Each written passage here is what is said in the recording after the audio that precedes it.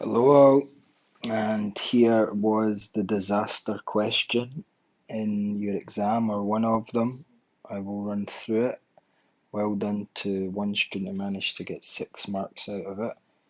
So, this is an essential trig equation, but it is a little bit more difficult because it throws in an inequality and it says find the x values for which the function fx is greater than 2 root 2 plus 1. Now, 2 root 2 plus 1 has also got a radical in it, or a surd, which makes it look a bit more complex. So in the extended class, I would expect you to know approximately what 2 root 2 is.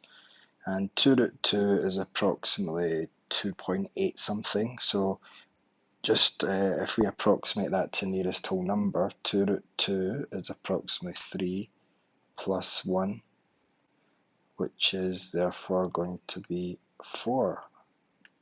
So 3 plus 1, that gives us 4.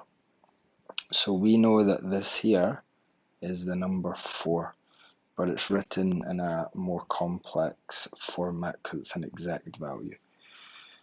Then if we look over here, what I would expect you to do is try and visualize what this graph is. So this is 4 cos bracket x over 2 close bracket plus 1. Now, you're not allowed a calculator here. So if we were to just think about the normal cos graph, our normal cos graph starts at 1 and minus 1. And we know that it cuts the graph here at 90, which is pi by 2. It goes down to negative 1 at pi. It goes back up to 270, which is 3 pi by 2. And then it goes back up to the top at 2 pi. So that's our standard cos graph. Now, if I was to draw this function, you should all know how to draw some transformations. So if we think about this graph now,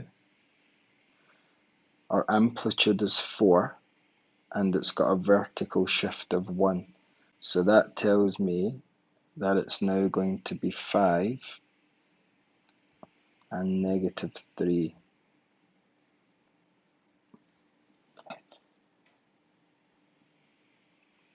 Now, what does this x over 2 in the bracket mean? Well, if it's divided by 2 in the x, then remember the rule, you always do the opposite. So instead of dividing all the angles by 2, I'm going to multiply all the angles by 2.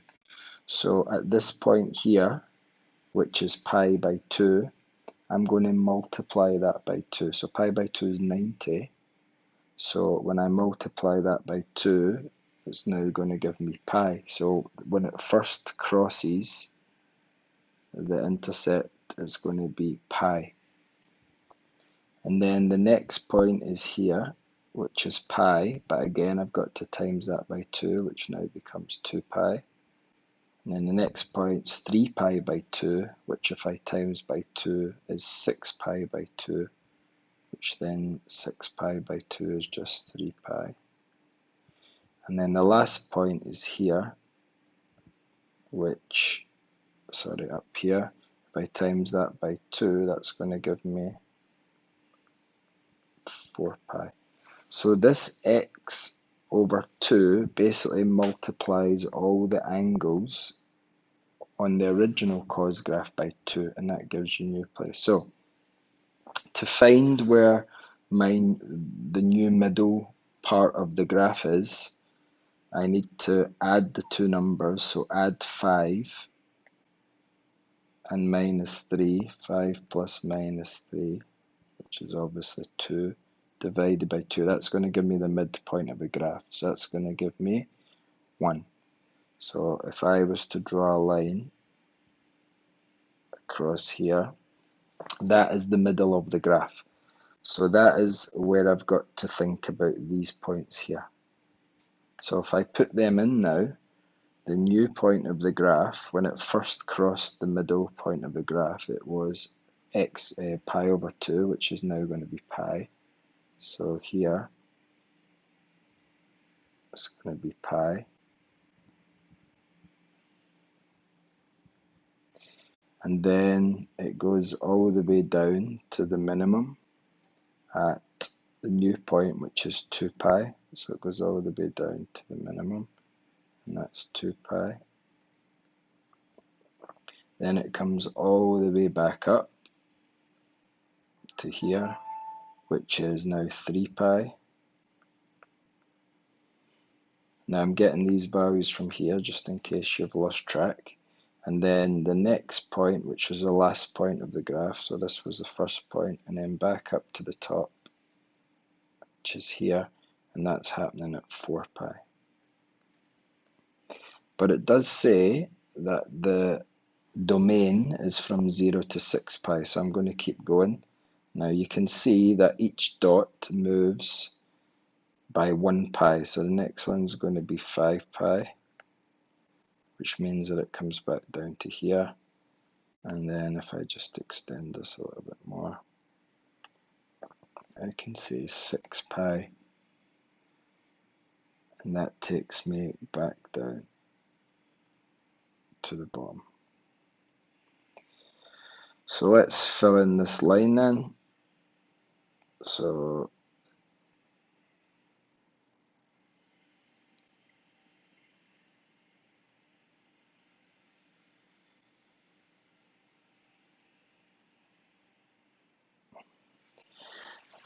that there is that fx, that's the function of fx from 0 to 6 pi, and I've put in the correct amplitude with vertical shift, and I've multiplied all the angles by 2 to get the correct period. Okay, so what's the next part? Well, in the actual test, I would expect you to do a quick sketch of this, yes, but if it was taking you too long, you don't really need to do this. This is just kind of giving you the concept behind it. So the next part there is looking at find the values of x for which fx is greater than this number. So what is that number? We've already worked out that this number is 4, approximately. So if that number is 4, I'm going to draw a dotted line approximately where 4 is.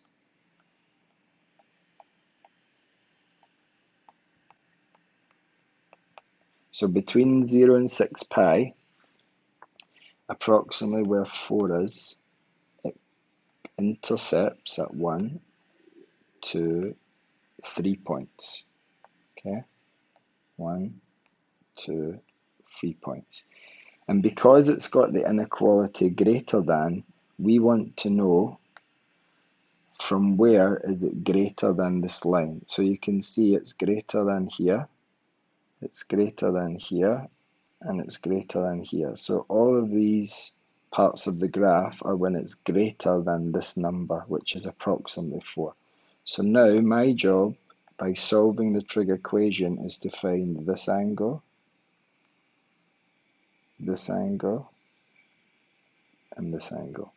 So that's the theory behind it. You could just go straight into solving this equation if you didn't draw the graph. So this is where I was left a little bit disappointed. Many of you didn't even try it.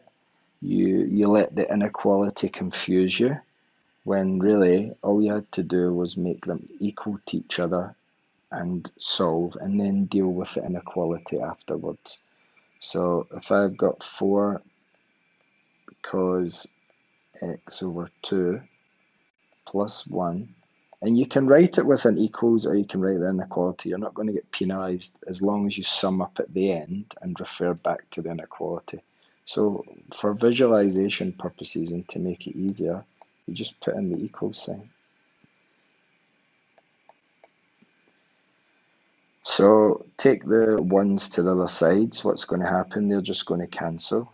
So I end up with 4 cos x over 2 equals 2 root 2. And then divide both sides by 4. That's going to give you 2 root 2 over 4.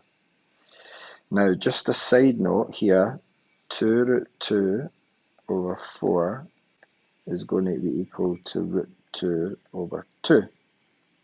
Now you might think to yourself, I've seen that before. How can I use that? Yes, you have indeed seen it, because that is a rationalized surd of 1 over root 2.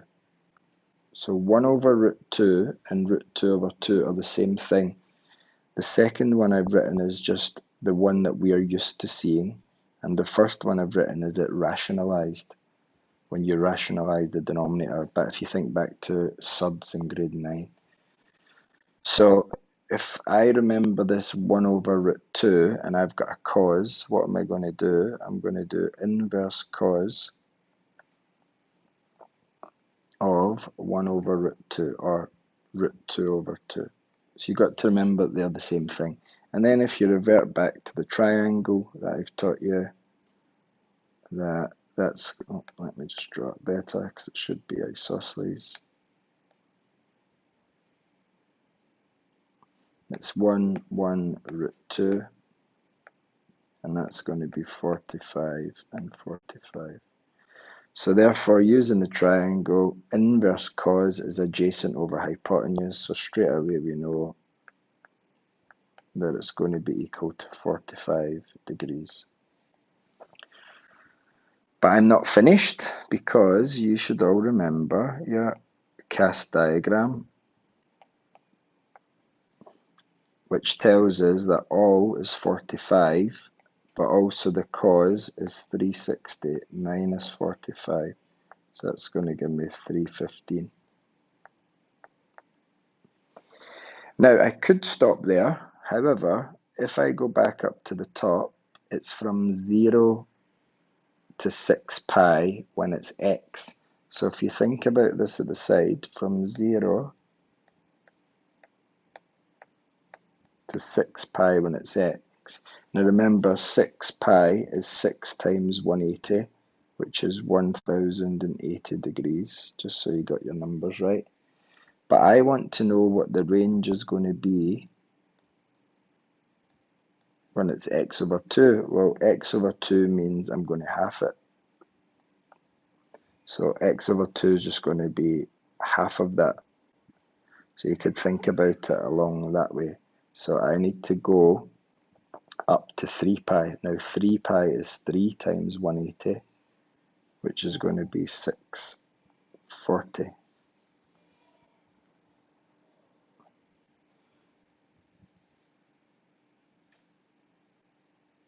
Sorry, 540.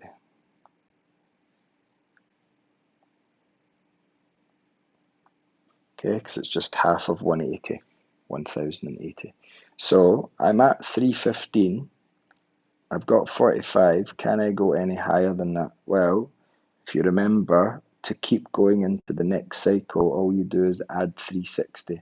So if I do 45 plus 360, that takes me into the next cycle. That's going to be 405. Is 405 within 540? Yes. And then if I do 315 and add 360, I know that that's going to be too high. That's going to give me 675. So I don't need that one. So these here are my three values within the range of 0 to 3 pi for x over 2. But I want it for this one. So the last step is to just multiply everything by 2, because I've got this divided by 2. So multiply everything by 2, that gives me 90. That gives me 630. And that gives me 810. Now, are all of these within 1080? Yes. Anything higher than that would not be allowed. It would be outside of the range. So I've got all my values. That there would get you 6 marks if you got to this point, which one of you did. But I'm just going to change them all into pi. So we know that 90 is going to be pi by 2. And 630 is going to be 7 pi by 2. and 8/10 is going to be 9 pi by 2. So again, that's testing your skills, whether you can convert from degrees to radians. So it's another skill assessed in one question. Right, I've got all my answers, 1, 2, 3. If I go back up to my graph and visualize it now, here is pi by 2. Here is 7 pi by 2. And here is 9 pi by 2. So I've got my values. Now the question asks, find the x values for which fx is greater than 4, approximately 4. So I need to write it in an inequality. So if I look here, here is 0 and 0 to 2 pi. From 0 to 2 pi, you can see that it's greater than this number. So my first inequality would be 0 bigger than or equal to x and less than pi over 2. Okay, so that is the inequality which gets you the 7th mark.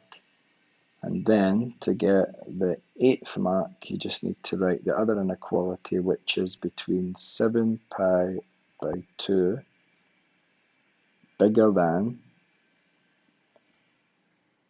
x bigger than 9 pi by 2.